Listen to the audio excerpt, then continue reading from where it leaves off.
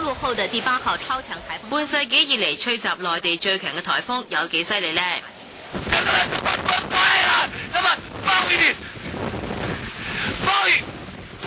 暴雨從四面八方不斷打到我的臉上，非常的痛，我的眼睛已經睜不開了。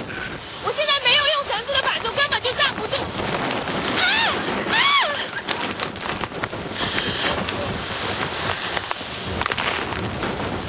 現在雨水直灌到我的嘴裡，根本說不出話來。雨量超過100毫米，街道水浸。